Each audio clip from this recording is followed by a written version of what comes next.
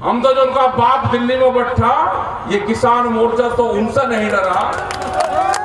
तुम्हारी औकात नहीं है। या तो किसानों को एमएसपी दे दे, या इस बार खट्टर नापा की छोड़ जाओगे, जमुना पार छोड़ जाओगे। अब मेरी अपील है मुख्यमंत्री हमारे राकेश टिकैत जी से कि वो आएंगे, आपको संबोधित करेंगे। अभी भारत सरकार क्या करना चाहती है वो भी जरा गौर से सुन लो। देखो अभी 4-5 चीजों पर वे काम कर रहे हैं, आप लोग ध्यान से सुन लेना। पहला काम उनका एजेंडा है हिंदू और सिख को लड़ाना, ये उनका एजेंडा तय हो चुका है। आप अगर उनके एजेंडे में फंस गए तो वे कामयाब होंगे, इसका मतलब आप उनके चक्रव्यूह में फंस गए। ये उनका पहला एजेंडा है कि इसको हिंदू और जो सिख हैं इसको आपस में तोड़ा कैसे जाए, इससे बचना है बिल्कुल। दूसरा है कि खाप पंचायत, ये खास करके खाप पंचायत हरियाणा और पश्चिम उत्तर प्रदेश में है। खाप पंचायतों को वो पूरा टारगेट बना रहे हैं कि एक खाप पंचायतों को दूसरे खाप पंचायत से कैसे लड़ा जाए, ये उनका एजेंडे में शामिल हो चुका है। तो खाप पंचायत वाले एक दूसरे के खिलाफ जाना ही नहीं, क्योंकि ये बीजेपी का एजेंडा है। तीसरा, वे जातिगत किसान संगठन बनवाएंगे, अलग अलग जाति के अलग अलग किसान संगठन बनवाएंगे, जिसमें वे शुरुआत कर भी रहे हैं। दूसरा, वे बनवाएंगे खापू के अलग अलग संगठन बनवाएंगे। तीसरा, वे अलग अलग फसलों के संगठन बनवाएंगे। हरियाणा में धान और गेहूं पैदा होता है तो इसके अलग संगठन बनवाएंगे।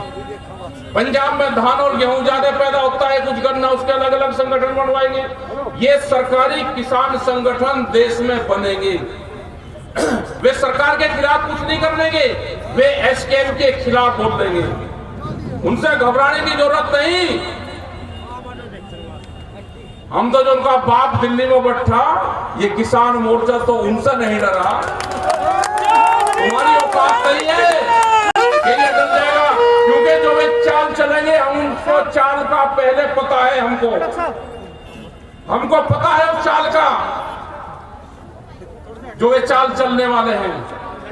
देखो 2-3 चीजें हैं। हम पहले हरियाणा की बात कर लेते हैं। हरियाणा, क्योंकि हरियाणा की जींद की जमीन पाए, सारे किसान संगठन आए, हमारे सारे बड़े लीडर्स यहाँ पे आए।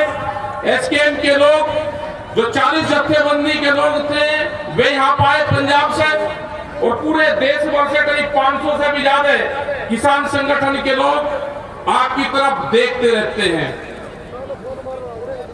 हरियाणा में अभी चल रहा है कि जैसे गन्ने का यहाँ पे एक बड़ी लड़ाई चल रही है हरियाणा में। शुगर मिल बंद है और यहाँ की सरकार ने 10 रुपए बढ़ाए। हम देखते थे पहले कि हरियाणा में रेट बढ़ेगा तो पंजाब भी उसके साथ चलेगा, उत्तर प्रदेश और उत्तराखंड भी, भाई हरियाणा में इतना रेट है बढ़ा दो, लेकिन कम रेट है। पंजाब से ज्यादा आ गया। उत्तर प्रदेश में रेट बढ़ गए 20 रुपए ज्यादा, लेकिन 20 रुपए हरियाणा वाले ध्यान से सुन लेना, 20 रुपए आपका किराया भाड़ा यहाँ पे लगता है, तो आप उत्तर प्रदेश के बराबर हो। आंदोलन तेज करने पड़ेंगे और भी सख्त आंदोलन करने पड़ेंगे। जैसे हमारे सरपंच हरियाणा के, क्या धोखा नहीं उनके साथ में हो गया? क्या उनका फंड नहीं काटा गया? क्या वे सरपंच बन गए आंदोलन करके? क्योंकि आंदोलन जब दिल्ली में चला तो बहुत से लोग सरपंची का चुनाव लड़े और वे जीते, उन्होंने सीधी सरकार को टक्कर दी। क्या नए नए कानून बना दिए?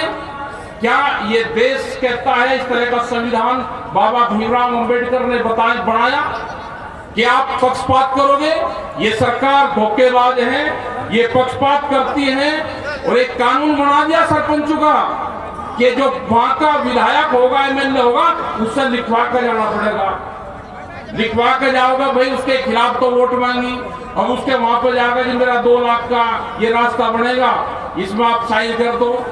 तो आदमी जब वो कहते नहीं कि खावर आंख लो जावे, फिर उसको वोट मांगा रहो, तो ये मकर जाल इनका है। आज भी ये जो जींद में मीटिंग हुई, इसका कारण भी यही था कि जींद और हरियाणा एक क्रांतिकारी क्षेत्र है पूरा, और ये एक बीच में पड़ता है। इसमें उत्तर प्रदेश के लोग भी आए, इसमें पंजाब और हरियाणा, दिल्ली, उत्तराखंड, कई स्टेट के लोग इसमें यहाँ पे आए और आनकर देखा, क्योंकि हरियाणा और जींद को लोग देखना चाहते थे। ये वैचारिक क्रांति है। और कोई बीजेपी के लोग ये मत समझे कि हम जहां पे उनकी सरकार है वहीं उन्हीं के खिलाफ है ना। जो भी सरकार है, जिस भी पार्टी की होगी, अगर किसानों के खिलाफ फैसला लेगी तो हम वहीं पे ही जाएंगे। लाठीचार्ज बिहार में हुआ, हमारे पास में एक ही दिन का टाइम था, 17 तारीख। हमने 15 तारीख को एक वीडियो डाल दी। हमें नहीं पता कि कौन से गांव में लाठीचार्ज हुआ, लेकिन वहां के लोगों ने करीब 10,000 की भीड़ एक ही दिन में इकट्ठा करी और आज वहां पर ट्रैक्टर मार्च निकल रहे हैं। ये जो ट्रैक्टर क्रांति है, ये जो ट्रैक्टर मार्च है, ये निकल रहे हैं आज पूरे देश में निकल रहे। जब से भी हम संयुक्त मोर्चे की मीटिंग दिल्ली से 1 मई साल पहले खत्म हुई, वहां से स्थगित किया आंदोलन, हम पूरे देश में गए। हमारे जो लीडर हैं, किसान संयुक्त मोर्चे के 40 बड़े लीडर हैं, अब अपनी जत्थेबंदी के लीडर हैं, वे संयुक्त मोर्चे के लीडर हैं, वे पूरे देश भर में जा रहे हैं। उनकी मीटिंगें होती है, उनसे लोग सुनते हैं और लोग ये क्वेश्चन करते हैं कि एमएसपी का कानून कब बनेगा। वो आपको कहते हैं कि एमएसपी का कानून बनाओ, उस पर आप लड़ाई शुरू करो। ये वैचारिक क्रांति चल रही है। आज भी यहाँ पे प्रेस के लोग पूछ रहे कि ये मीटिंग क्यों करी। ये मीटिंग भी है, ये गोष्ठी भी है, ये पंचायत भी है, ये आंदोलन की रूपरेखाएं भी हैं। दिल्ली का जब मीटिंग होगी, 1 मार्च में मीटिंग यहाँ पे साथ तय करी अभी, उसकी डेट 15 से 22 के बीच में रखी। डेट कौन सी फाइनल होगी, क्योंकि कोई जगह आपको दिल्ली में देगा नहीं, हमको वैसे ही डेट पे डिक्लेयर करनी पड़ेगी। 9 फरवरी को जब संयुक्त मोर्चे की एक मीटिंग होगी, उसमें साथ में डिक्लेयर करेंगे। यही हमारे लीडरों की बातचीत हुई है। देखो, घबराने की जरूरत नहीं है। ये सरकार आपकी जमीन छीनना चाहती है, ये हमको पता चल गया कि सरकारों की नियत हमारी जमीन के ऊपर है और हमको अपनी फसल और नस्ल बचानी है, तो आंदोलन का हिस्सा बनना पड़ेगा। अपने ट्रैक्टरों को मजबूत रखना पड़ेगा। कभी भी कहीं पे भी कॉल हो सकती है, उसके लिए सब लोग आप तैयार रहे। जैसे आज 26 जनवरी, ये धोखे का दिन है। आज हम लोग खुशी मना रहे, दिल्ली में अपने 10 साल पुराने ट्रैक्टर दिल्ली की सड़कों पर चला रहे, और भारत सरकार जाल साजिश रच रही, जाल बुन रही थी फंसाने का किसान के लिए। 27 तारीख, 28 तारीख, 26 तारीख, ये जो 3 तारीख होगी, 26, 27 और 28 आने वाले टाइम पे, जैसे गुरु गोविंद सिंह के जब बच्चे शहीद हुए, उनका जो धाड़ा मनाया जाता है वो 1 महीने का होता है। ये किसान आंदोलन का धाड़ा शुरू होगा। हम भी अभी तो 1 दिन रहेंगे वहां पे, 2 दिन चलेगा, 28 तारीख से आंदोलन चलेगा हमारा भी। हम भी झोपड़ी में रहेंगे, जैसे दिल्ली में किसान आंदोलन में रहे, ऐसे ही हम 28 तारीख से अपने एक जिले की समस्याओं को लेकर रहेंगे।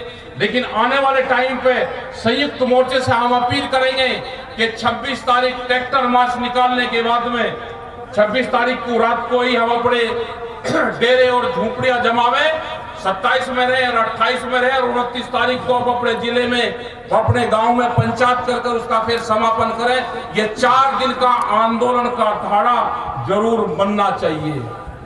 ये याद रहेगा हमारी आने वाली पीढ़ियों को भी।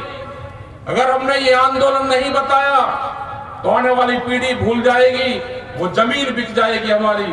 अगर हमारे ये ट्रैक्टर परेड हमारी चलती रहेगी 26 तारीख में, क्योंकि झंडा फहराते हैं 9 बजे तक, और 10 और 11 बजे के बाद में ये ट्रैक्टर दिवस भी है। हमारा ट्रैक्टर 26 जनवरी को चलता रहेगा, तो ये आंदोलन भी याद रहेगा और किसान को ट्रैक्टर क्रांति भी याद रहेगी।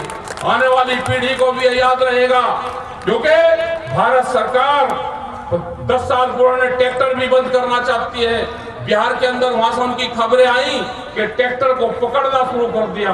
हमने कहा कि जब किसान के ट्रैक्टर को सरकार पकड़ना शुरू कर लेना करेगी तो ये समझ लेना कि आपको आंदोलन सक्सेसफुल हो गया। ये बहुत सी जगह लड़ाई हमको लड़नी पड़ेगी, राजस्थान में लड़नी पड़ेगी, हमारा छत्तीसगढ़ में आंदोलन चल रहा, वहां के भी लोग यहाँ पे आए हैं, नया रायपुर वहां पर बढ़ना, वहां पे किसी बीजेपी की सरकार नहीं है। तो सरकारें ये समझ लें कि हम किसी पार्टी से बंधे हुए नहीं है, हम किसान से बंधे हुए हैं। जहां पे भी किसान की समस्या आएगी हम वहां पर जाएंगे, संयुक्त मोर्चा आपके बीच में खड़ा पाएगा।